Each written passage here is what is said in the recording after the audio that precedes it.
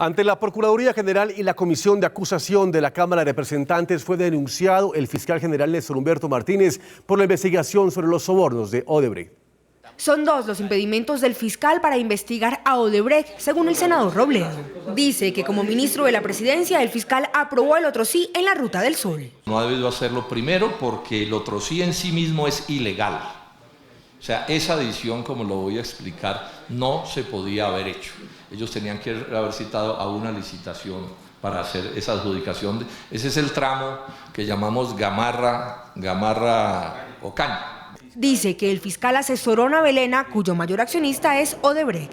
Todo esto, de este tipo de ilegalidades, por los inmensos vínculos de todo orden que el señor fiscal Martínez tiene con el doctor Luis Carlos Sarmiento Angulo, que es, pues, todos sabemos, el más grande banquero de Colombia y que tiene fuertes intereses y negocios en relación con este caso de Odebrecht, tanto en la Ruta del Sol, donde es socio de Odebrecht, como en Navelena, en donde participa. El fiscal no se ha pronunciado sobre estas denuncias. Mauricio, muy buenas noches. Buenas noches, Paula. Nuevamente Odebrecht, el tema que hoy nos ocupa para iniciar esta emisión de Red Más Noticias. Un poco desconcertante, ¿no cree usted, para la gente que ha estado siguiendo este caso? Pues ese manuscrito que se conoce hoy de Otto Bula, donde cambia un poco la versión inicial. ¿Cómo explicar ese revés? Y además también, Mauricio, me gustaría que nos dijera qué implicaciones tiene esto para ese principio de oportunidad que le está negociando en caso tal de que se comprobara que en algún momento pues le mintió a la Fiscalía, porque la primera declaración no coincide con esta. Pues Paula, no sabemos qué tanto coincide o no, porque lo que tenemos es el comunicado de prensa de la Fiscalía a partir de, que lo leyó el fiscal en su momento, el martes de la semana pasada, a partir de la declaración de Otto Bula. Entonces, digamos que hay varias preguntas por hacer. La primera, Otto Bula está cambiando efectivamente, como dice Paula, la versión que le dio a la Fiscalía. Segunda pregunta, ya vamos a abordarlas.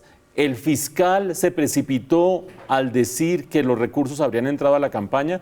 Y la tercera pregunta, la que menciona Paula, ¿esto cómo le cambia el caminado a Otto Bula y a todo este caso? Entonces vamos uno por uno.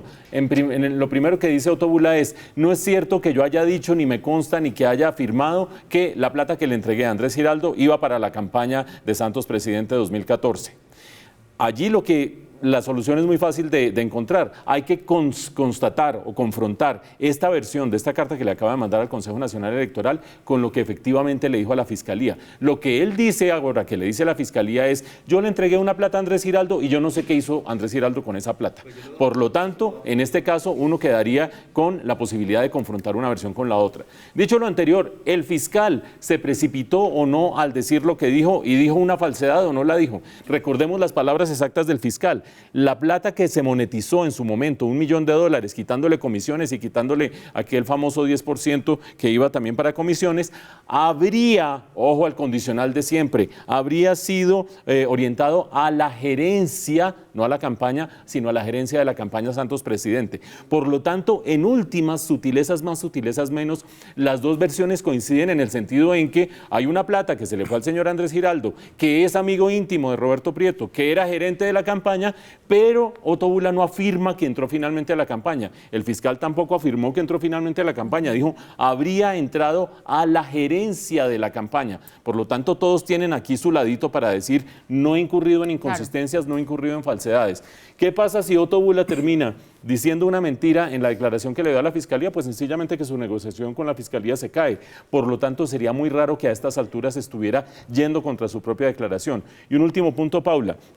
A mucha gente le ha generado muchas suspicacias que pasan la página del periódico y en la página siguiente se encuentran con que a Otto Bula le acaban de archivar una investigación por paramilitarismo, como si hubiera habido una transacción entre archivarle la investigación por paramilitarismo y que él ahorita se echara para atrás.